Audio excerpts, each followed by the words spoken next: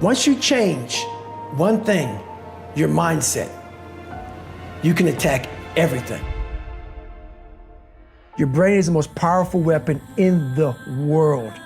Once you put away your phones and your computers and all that we have nowadays, yeah, it's great, we're up to date, but your brain is the only thing you have when you're going through depression, when you're going through hard times, when you're going through death. Real life, you can't Google that, man.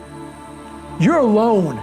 You're alone. You may have a shrink you're going to, you may have a best friend you're going to, but there's 24 hours in the day where you're alone in this brain, and your brain is talking to you in all kinds of ways, and it wants to control you and pull you in these different pockets.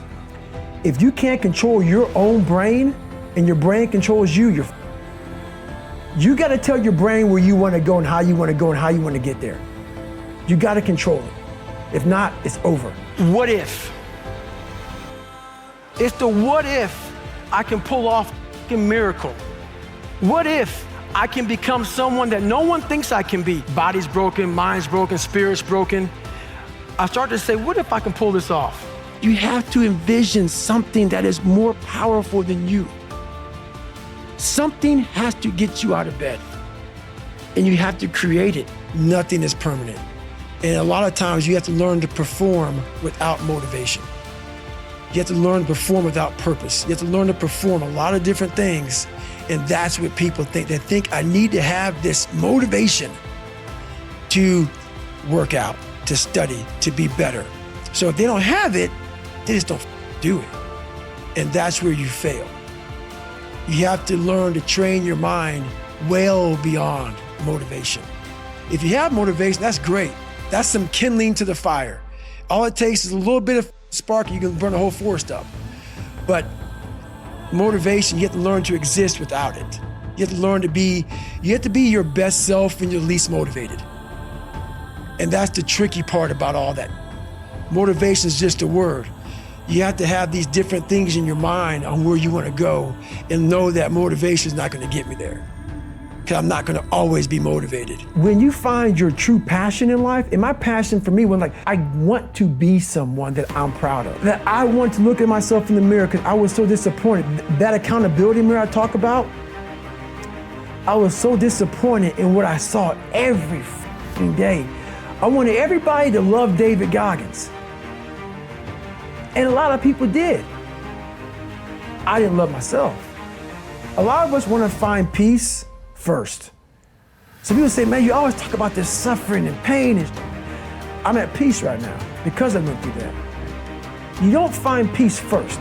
I found peace on the opposite end of finding myself. And no one really finds themselves without going through trials, tribulations, suffering, accountability. Being accountable every fucking day for doing right for yourself, for the people next to you, it's miserable. I had to invent a guy that didn't exist. I had to invent a guy that can take any pain, any suffering, any kind of judgment and be able to stand in the room and say, go f yourself. You can help yourself get through the times that suck. Real life. This is real life. 90% of your life will suck. 10% will be f***ing happy. You may be a lucky guy and have a lot of money, have a great woman, all this. Trust me, one-on-one with that guy, he's missing something. His life still sucks because he hasn't faced something that bothered him his whole life. People who are hearing this, they will never really understand and grasp when you face these things and so many things, how they keep you up and haunt you at night. You want to break my mother legs? So be it. I will reverse that pain and suffering, and I will take your soul. You must break the soul of whatever is in front of you. That's what I realized. I was never breaking the soul of anything in front of me. You have to have the will, the heart, the courage to go that distance when you're exactly jacked up. You have nothing left to give, and give more. If you keep on attacking something, nothing wants to stand in front of anything. And you have to first be uncomfortable with how you feel about yourself. With that voice that a lot of us like to run away from, we all have it. We all have that voice that say, hey man, you know, you're kind of wimping out right now. You're kind of being a little punk right now. But a lot of us say, okay, that's okay. It's okay to tell these little white lies to ourselves. So we first have to face the real you. The real me is David Goggins. The real me is a guy looking at you right now saying, I don't want to be on this show right now because I used to stutter as a kid. And I'm afraid of that. I'm afraid that here in a second, I'm gonna start stammering and stuttering, and the whole world's gonna know that I have all these issues. But that's when I see right now, okay, Goggins, you gotta go on this show. That's Goggins. Goggins is saying, okay, David Goggins, you're a punk. Life made you this way. We can't live like this. We can't live in fear. We can't live in judgment.